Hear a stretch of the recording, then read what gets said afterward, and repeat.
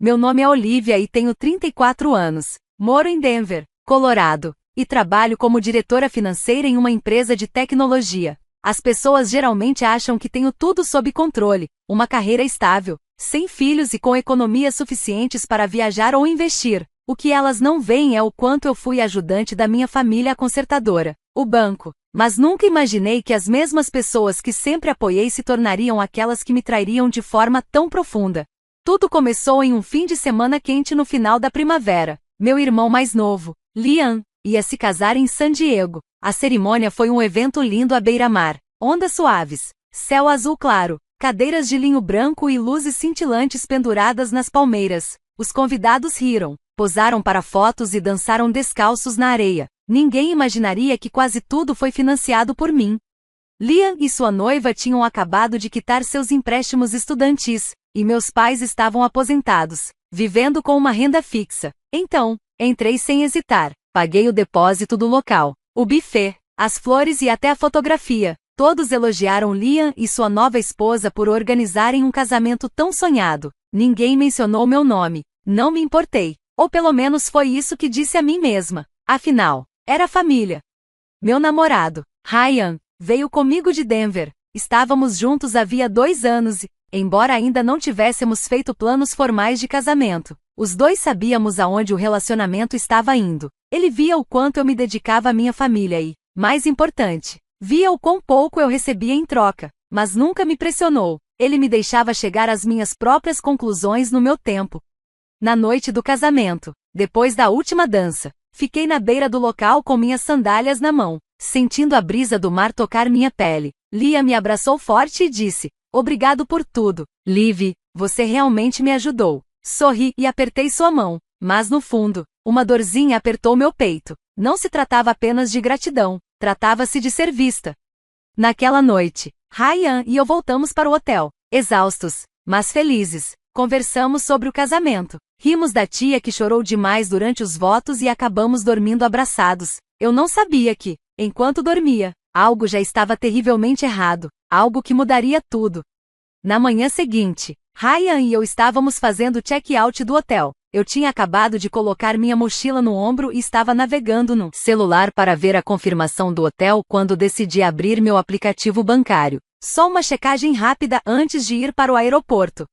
O que vi fez meus dedos enrijecerem e minha garganta apertar. O saldo da minha conta havia despencado e não foi pouco. Houve uma queda de $19.000. Fiquei paralisada bem no meio do saguão do hotel. Pessoas passavam por mim. Carrinhos rolavam pelo piso de ladrilho. O cheiro de café fresco pairava no ar. Tudo isso desapareceu. Meus olhos estavam colados na tela, incapazes de piscar. "O que foi?" Ryan perguntou, empurrando nossa bagagem atrás de mim. Não respondi de imediato. Minha boca estava seca. "Ryan", murmurei, quase num sussurro. $19.000 sumiram. Ele pegou meu celular da minha mão e começou a acessar o histórico de transações. "Você fez alguma transferência grande recentemente?" Ele perguntou, mas nós dois já sabíamos a resposta. Na semana passada, eu tinha mais de $28.000 na conta corrente. Não fiz nenhuma compra significativa desde então. Observei enquanto ele percorria o histórico. Seu maxilar se contraiu. "Aqui", disse ele, virando a tela para mim. "Olha isso. 3 transferências feitas no mesmo minuto ontem à noite. $6.000 para Jenna Collins, $7.000 para Scott Collins, $6.000 para Marsha Green, todas via Zelle, tudo às 22h47. Fiquei sem ar. Foi quando eu estava no chuveiro, falei devagar. "Depois do casamento." Ryan me olhou, sua expressão ficando séria. "Você não enviou isso, certo?" "Não, absolutamente não." "Então alguém usou seu celular", afirmou com firmeza. "Alguém teve acesso ao seu aplicativo e à sua senha." Minhas pernas estavam bambas quando entramos no elevador. Apoiei-me na parede espelhada, tentando acalmar o zumbido nos meus ouvidos. Eu sempre fui a prestativa, a que pagava as contas, comprava passagens de emergência, mandava dinheiro sem fazer perguntas. Mas isso não foi ajuda. Isso foi roubo. E o pior é que, no fundo, eu já sabia quem tinha feito aquilo. Assim que entramos novamente no saguão do hotel, meu celular tocou. Era ela, minha mãe. Respirei fundo e atendi. "Mãe", disse, tentando controlar o tremor na voz, preciso te perguntar uma coisa. Houve uma pausa do outro lado da linha, seguida pelo som de pratos tilintando e vozes ao fundo, como se ela estivesse na cozinha com outras pessoas. Seu tom era casual, quase alegre. Bom dia, querida. Está tudo bem? Engoli em seco. 3 transferências grandes foram feitas da minha conta ontem à noite, para você, Jenna e Scott. Você sabe de alguma coisa? Mais uma pausa. Então ela riu, como se eu tivesse lembrado algo engraçado. Ah, isso, eu estava me perguntando quando você ia notar. Honestamente, foi até menos do que eu esperava. Meu coração parou. O que você quer dizer? A Jenna disse que era um desperdício deixar tanto dinheiro parado na conta, respondeu com naturalidade. Então a gente dividiu. Pense como um presente de casamento para o Liam. Fiquei paralisada ali mesmo, no meio do saguão, sem conseguir me mover, os olhos fixos no vazio, meus ouvidos zuniam. Você pegou meu celular enquanto eu estava no chuveiro? Perguntei, com a voz embargada. Ah, não seja dramática. Olivia, você é solteira, está bem, não tem filhos, você devia ajudar, é isso que a família faz. Ryan se aproximou e, com calma, pegou o telefone da minha mão. Senhora, disse ele, em um tom calmo, porém firme, o que a senhora acabou de admitir é crime. Tirar dinheiro da conta de alguém sem permissão é roubo. Ela estalou. Agora você é advogado ou só alguém que adora se meter em assuntos de família? Peguei o telefone de volta das mãos de Ryan. Mãe, falei, num tom mais baixo agora, quem pegou meu celular e fez aquelas transferências? A Jenna respondeu sem o menor constrangimento. Ela adivinhou sua senha. Não foi difícil. Algo sobre aquele seu gato velho, né? E então ela desligou. Fiquei encarando a tela em branco. Incrédula, a mulher que me criou tinha acabado de rir na minha cara depois de tirar meu dinheiro. Não foi só uma traição. Foi um roubo descarado, cometido pelas pessoas em quem eu mais confiava. Ryan segurou minha mão com delicadeza, mas com firmeza.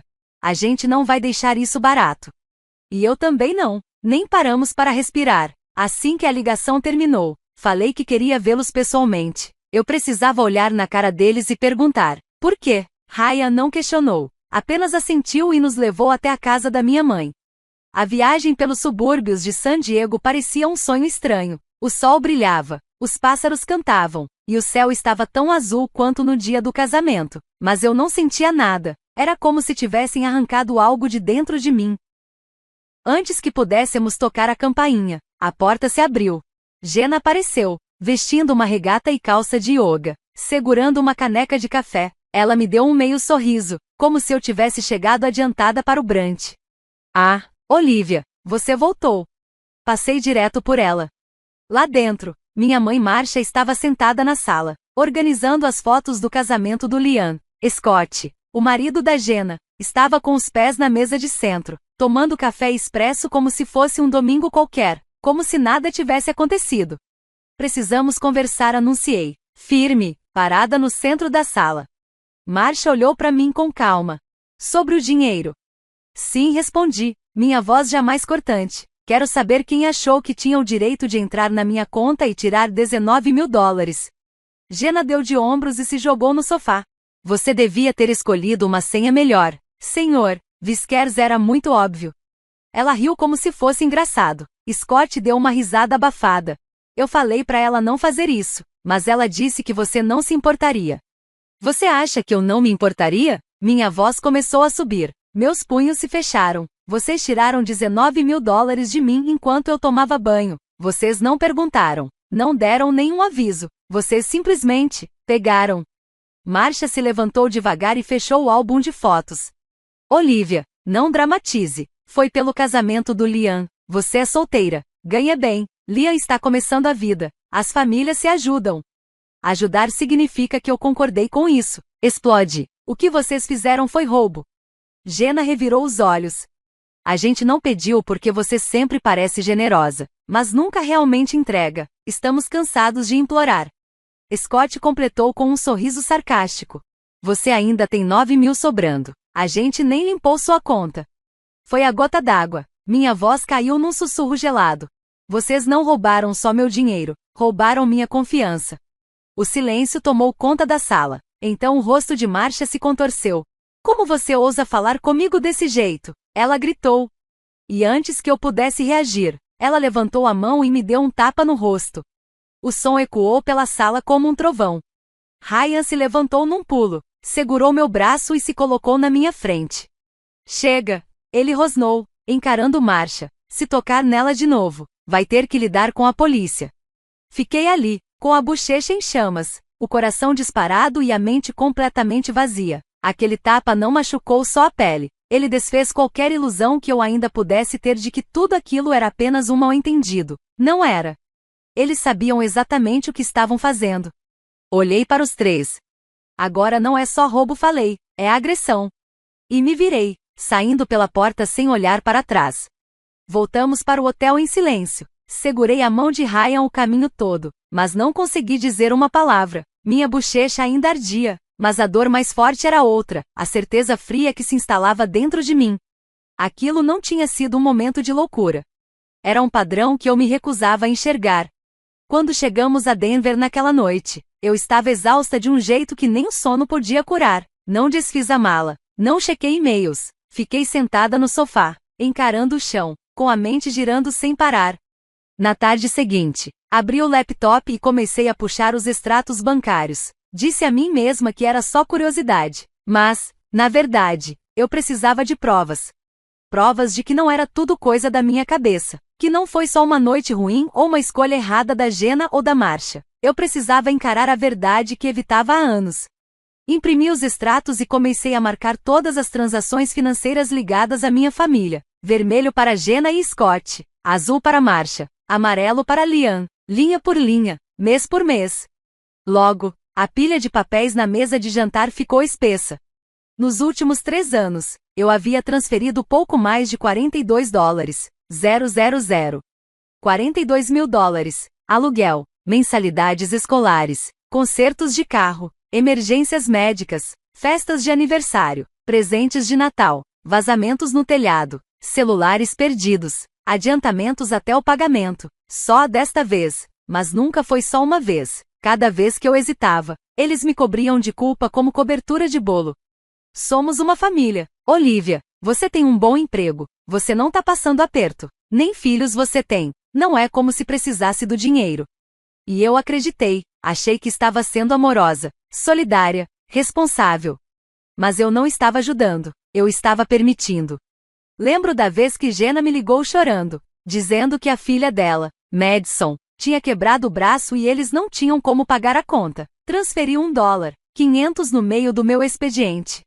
Depois descobri que o seguro cobria tudo. Jenna usou o dinheiro para dar entrada no iPhone novo pro Scott. Ryan sentou ao meu lado enquanto eu destacava mais uma transação. Você comeu alguma coisa hoje? Ele perguntou. Balancei a cabeça. Não tô com fome. Olha isso, eles estão me usando como um caixa eletrônico, e eu estava cega demais para perceber. Ele pegou uma das páginas da minha mão com cuidado. Você não estava cega, disse, com suavidade, você só estava tentando amar eles. Eu não respondi, nem consegui. Então ele perguntou baixinho. Já pensou em fazer algo? Hesitei. Se fosse um estranho que tivesse roubado 19 mil da minha conta, falei devagar, eu denunciaria. Ele assentiu. Então, por que não agora? Fiquei olhando para as páginas. Minhas mãos apertavam o marca-texto. Por que não? Na manhã seguinte, me sentei em frente ao laptop, encarando o documento que eu tinha intitulado de verdade. Ele continha cada dólar que eu havia dado à minha família nos últimos 3 anos com datas, valores, prints e conversas por mensagem. Parecia mais um relatório criminal do que um histórico familiar. Ryan colocou uma xícara de chá ao meu lado. Você não precisa fazer isso hoje, disse ele, com gentileza. Eu sei, respondi, mas se eu não tomar uma atitude agora, nunca vou tomar. Ele apenas assentiu, em silêncio. Liguei para uma ex-colega que hoje trabalhava em um escritório de advocacia especializado em casos financeiros. Ela me encaminhou para o escritório de crimes financeiros do Colorado, especificamente para uma investigadora chamada Tina Hargrove, uma policial temporária da unidade de crimes financeiros familiares.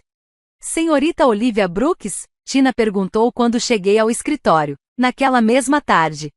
Ela aparentava estar na casa dos 40 anos. Era calma e usava óculos discretos que emolduravam olhos atentos e inteligentes. Sim, Tenho algo que preciso relatar. Acredito que se enquadra como exploração financeira por parte de familiares. Vamos sentar, disse ela, em um tom sereno. Demorei quase 1 hora para contar tudo. O casamento de Lian, as transferências de $19,000 feitas do meu celular, o tapa, e depois todos os anos de empréstimos não pagos, somados à manipulação carregada de culpa. Tina tomou notas em silêncio, interrompendo apenas para fazer perguntas objetivas e diretas. No final, ela perguntou: "Você tem provas?" Ryan abriu a pasta que havíamos levado e a entregou a ela. Extratos bancários, comprovantes de transferências, capturas de tela de mensagens, áudios do confronto na casa de Marcia Green. Tina folheou o material. Sua expressão permaneceu neutra, mas vi seus olhos se estreitarem levemente. Isso não é incomum, ela comentou. O que é raro, é alguém ter coragem de falar. Assenti. Por muito tempo, achei que ficar em silêncio fosse a escolha pacífica, mas não existe paz se só você está sendo ferido. Ela concordou com um aceno. Vamos iniciar uma investigação preliminar. Vamos verificar as transações, obter registros digitais, rastrear os IPS das transferências e entrevistar os envolvidos. Se encontrarmos indícios de acesso não autorizado e intenção comprovada, o caso será encaminhado ao promotor público. Hesitei. Eles podem ser presos? Depende, respondeu Tina. Se a intenção for confirmada e o caso for adiante, sim, mas, de qualquer forma, haverá consequências legais. Quando nos levantamos para sair, Ryan segurou minha mão. Eu estava tremendo um pouco, mas não era de medo. Eu acabava de declarar guerra legal não contra estranhos, mas contra minha própria família. E mesmo assim, não me arrependi. Eu me sentia pronta. Não demorou muito para a notícia se espalhar. A primeira mensagem chegou logo cedo na manhã seguinte, enquanto eu ainda rolava na cama, com os olhos vermelhos por causa da insônia. Era da minha mãe, Marcia. Olivia, o que você está fazendo? Você realmente denunciou isso? Me liga agora. 10 minutos depois, meu celular não parava de vibrar. Mensagem após mensagem de Jenna, Scott, e até mesmo algumas de Liam, embora o tom dele parecesse hesitante, incerto. Mas Jenna e Scott. Suas palavras eram venenosas. Jenna, você ficou maluca? Tá tentando colocar toda a família na cadeia por causa de alguns milhares de dólares? Scott, você é inacreditavelmente egoísta. Está destruindo a vida da Madison. Você não se importa com as crianças. Marcia, eu te criei. E agora você se volta contra a própria família. Você não tem coração. Fiquei olhando para o celular em silêncio. Nenhuma das mensagens trazia a palavra desculpa. Nem um único reconhecimento do que tinham feito. Apenas culpa, raiva, acusações. Raya entrou na sala com 2 canecas de café. Ele olhou para a tela do meu celular, que acendia sem parar na minha mão. Ainda estão te culpando, né? Assenti com a cabeça. Parece que fui eu quem os traiu. Ele se sentou ao meu lado e gentilmente tirou o celular da minha mão. Você não os traiu, Olivia. Eles é que traíram você. Eles não estão com raiva porque você fez algo errado. Estão com raiva porque, pela primeira vez, você não deixou que te usassem. Isso me atingiu mais forte do que qualquer outra coisa. Lembrei de todas as vezes em que hesitei antes de fazer uma transferência, e de como eles sempre distorciam tudo em torno do dinheiro. Família tem que ajudar. Você não está passando necessidade. Então por que é tão egoísta? A gente só pede porque é importante. Mas nunca foi só uma vez. E nunca foi devolvido. Naquela tarde, meu telefone tocou novamente. Por pouco não deixei cair na caixa postal, mas algo me dizia que eu precisava encarar aquilo. Atendi. A voz de Marcia estava ríspida, o tom indignado. Você me decepcionou, Olivia. O que as pessoas vão pensar quando souberem que você está levando a própria família ao tribunal? Você está humilhando seu próprio sangue. Fechei os olhos. Minhas bochechas ainda lembravam o ardor da mão dela. Mãe, você pegou meu dinheiro sem permissão. Você me deu um tapa. E está agindo como se tudo isso fosse normal. Você tem de sobra, ela retrucou. Nem filhos você tem. Aquele dinheiro não significava nada para você. Mantive a voz firme. Ninguém tem o direito de pegar só porque acha que eu posso pagar. Você não pediu, você roubou, e aquele tapa foi uma agressão. Você está se excluindo da família, ela alertou. Não me culpe quando acabar sozinha. Respirei fundo.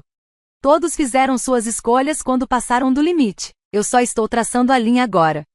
A ligação caiu. 3 dias se passaram num silêncio tenso. Então, numa tarde nublada, com uma chuva leve batendo nas janelas do meu apartamento em Denver, a campainha tocou. Ryan levantou os olhos do laptop. Você está esperando alguém? Balancei a cabeça e fui até a porta. Pelo vidro, vi uma figura familiar parada na varanda, as mãos nos bolsos do casaco, os ombros curvados, os olhos fixos no chão. Liam disse, abrindo a porta lentamente. Oi? Oi, ele respondeu, com uma expressão que misturava culpa e tristeza. Posso entrar só por alguns minutos? Hesitei por um instante. Depois, dei um passo para o lado. Sentamos à mesa de jantar, onde meus documentos financeiros ainda estavam espalhados em pilhas grossas, organizadas por cores. Liam olhou para eles, mas não disse nada de imediato.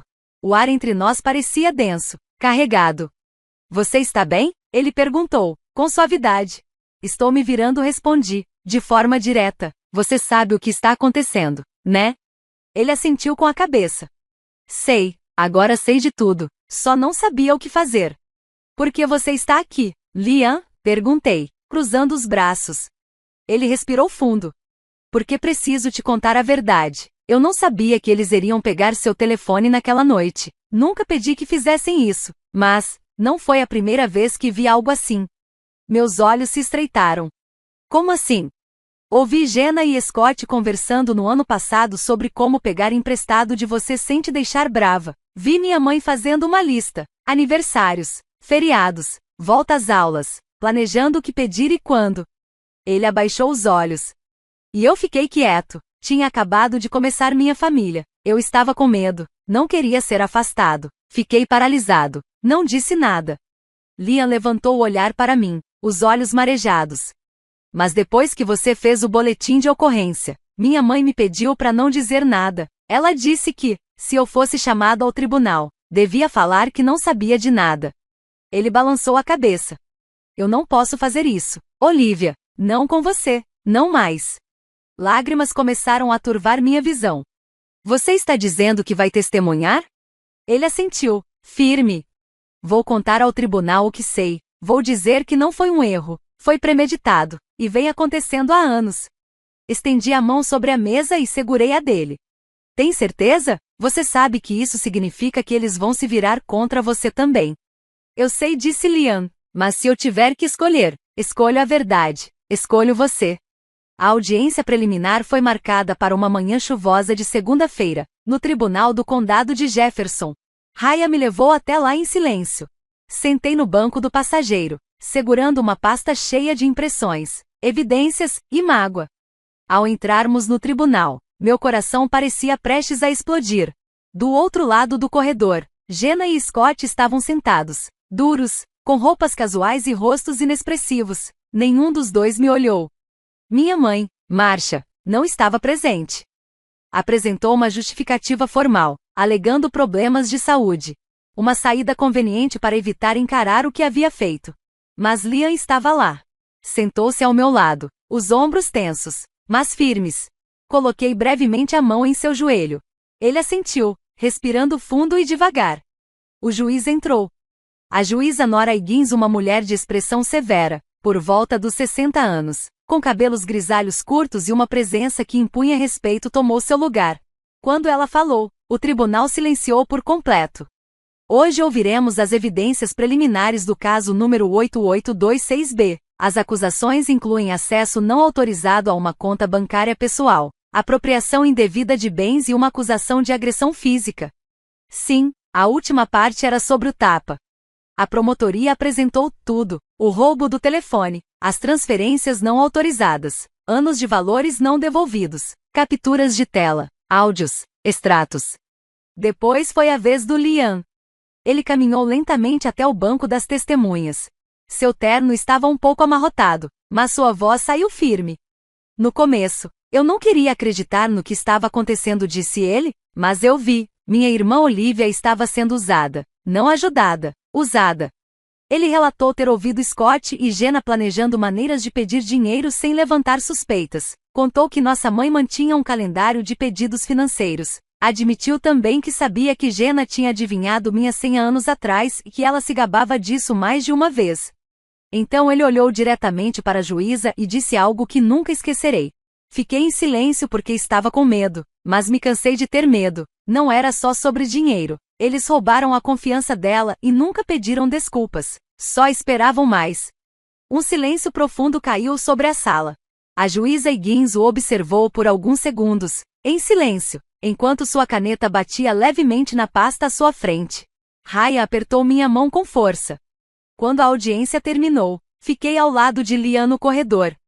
Você está bem? Perguntei. Ele assentiu. Hoje eu os perdi. Olhei em seus olhos e sussurrei. Não, você ainda me tem. Pela primeira vez na minha vida, eu estou orgulhosa de você. Uma semana depois, voltei ao tribunal do condado de Jefferson para a decisão final. Usei um vestido azul marinho simples e segurei a mão de Ryan durante todo o caminho até as portas do tribunal. Jenna e Scott já estavam lá dentro, com expressões vazias e posturas rígidas. Marcia, mais uma vez, não apareceu. Nenhuma surpresa. A juíza Nora Higgins entrou no tribunal e começou a falar sem demora. O tribunal revisou todas as provas apresentadas, declarou ela, incluindo as transferências bancárias não autorizadas, os registros de mensagens de texto, o testemunho do Sr. Liam Brooks e a gravação de áudio registrada na residência do réu. Ela fez uma breve pausa e acrescentou. Isso inclui a agressão física cometida por Marcia Green durante o confronto. Inspirei fundo. Mesmo com Marcia ausente, o tapa não havia sido esquecido. A justiça tinha uma memória muito melhor do que minha família imaginava.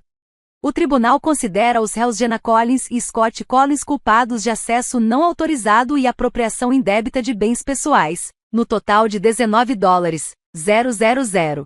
Além disso, reconhecesse o sofrimento emocional e os danos físicos sofridos pela autora. A juíza Higgins ajustou os óculos e continuou. Primeiro, Jenna e Scott Collins são condenados a 3 anos de liberdade condicional supervisionada. Segundo, estão obrigados a reembolsar a totalidade dos $19,000 à senhorita Olivia Brooks no prazo de 90 dias. Terceiro, concedem-se mais $6,000 por danos morais. Quarto, a senhorita Marcia Green, embora ausente, é considerada responsável pela agressão física e multada em $2,000. Ela também é condenada à realização obrigatória de terapia para controle da raiva e a uma pena de 6 meses de prisão, com suspensão condicional da pena. Ela então fechou o documento à sua frente e concluiu. Quinto, uma ordem de restrição válida por 5 anos é emitida contra os 3 réus. Jenna, Scott e Marcia estavam agora legalmente proibidos de qualquer contato com Olivia Brooks, por qualquer meio. Sexto, todas as custas judiciais deveriam ser integralmente pagas pelos réus. A sala permaneceu em silêncio. O rosto de Jenna ficou pálido como um fantasma. Scott sussurrou algo para o advogado deles, que evitou seu olhar. Fiquei paralisada não de medo, mas pelo peso estranho e silencioso da justiça finalmente sendo feita. Liam tocou meu ombro. Você conseguiu. Ryan se inclinou para mim. Você não protegeu só seu dinheiro, protegeu sua paz. Levantei-me lentamente, com os olhos percorrendo o tribunal uma última vez. Entrei ali me sentindo como a acusada insegura, emocionalmente abalada, dividida. Mas agora, saía de cabeça erguida. Eu havia destruído minha família? Não, eles se destruíram. Eu apenas escolhi não ser mais uma vítima silenciosa. Os degraus do tribunal estavam escorregadios com a chuva quando saímos, mas mal notei. O mundo parecia diferente agora, não mais suave, não mais fácil, apenas mais claro. Naquela mesma noite, encolhi-me no sofá com um cobertor e uma xícara de chá quente, olhando para meu telefone ainda no silencioso. Não o havia ligado desde o veredito. Mas eventualmente, a curiosidade falou mais alto. Liguei. Dezenas de chamadas perdidas. Algumas mensagens de voz. Uma nova mensagem de texto de um número desconhecido. Você acha que venceu? Nós não vamos nos ajoelhar. Não precisei conferir quem era. Apaguei sem pensar 2 vezes. 3 semanas se passaram em silêncio. Scott perdeu o emprego depois que os registros do tribunal foram sinalizados no sistema de verificação da empresa. As contas conjuntas de Jenna e Scott foram congeladas por ordem judicial. Logo depois, começou o processo de execução hipotecária da casa deles. Recebi uma mensagem do Liam. Só queria que você soubesse. Eles atrasaram 2 parcelas da hipoteca. Pouco depois, a escola de Madison teve que cancelar a matrícula dela por falta de pagamento. Eles estavam desmoronando. Li tudo com calma. Sem satisfação, sem vingança. Apenas a verdade vindo à tona. Alguns dias depois, recebi uma mensagem de voz de uma mulher que eu não conhecia. Olá, meu nome é Teresa. Li seu relato no fórum. Sustento financeiramente minha filha há 30 anos. Sempre achei que estava sendo uma boa mãe. Mas sua história me ajudou a perceber que eu não estava sendo gentil.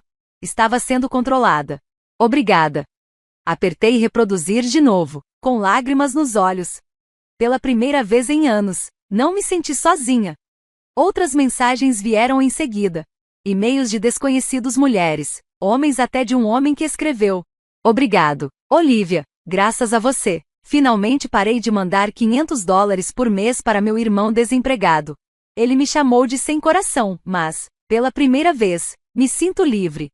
Cada mensagem que chegava aliviava um pouco mais o peso que eu havia carregado por tanto tempo. Enquanto isso, Ryan se tornou minha âncora silenciosa.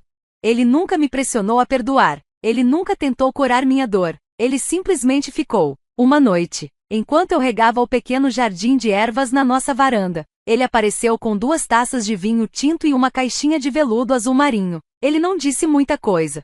Pensei em esperar, disse ele, mas então percebi que, se tem uma pessoa ao lado da qual eu quero acordar pelo resto da minha vida, é você. Dentro da caixinha havia um anel simples de platina com um único diamante. Não era chamativo, não era extravagante, era perfeito. Sussurrei, sim. A primavera chegou devagar naquele ano. A neve derreteu e transformou-se em manhãs suaves e floridas. E em um dia assim, sob um dossel de flores de cerejeira no Lago Sevard, caminhei por um caminho branco e simples, ladeado de pétalas, em direção ao homem que nunca saiu do meu lado. Ryan e eu nos casamos em uma cerimônia íntima, sem luzes piscantes, sem uma grande lista de convidados, apenas as pessoas que importavam. Liam, a mãe de Ryan, Ellen, sua irmã Maya e alguns amigos próximos que ficaram ao meu lado quando minha própria família não fez. O sol filtrava-se através das árvores, como se estivesse nos abençoando. Quando Liam se levantou para fazer seu discurso, sua voz tremeu. Certa vez fiquei em silêncio porque tinha medo de perder minha família, mas minha irmã Olivia me ensinou que uma família de verdade não causa medo. Eles não se aproveitam da sua gentileza, eles protegem isso. Ele levantou o copo em minha direção.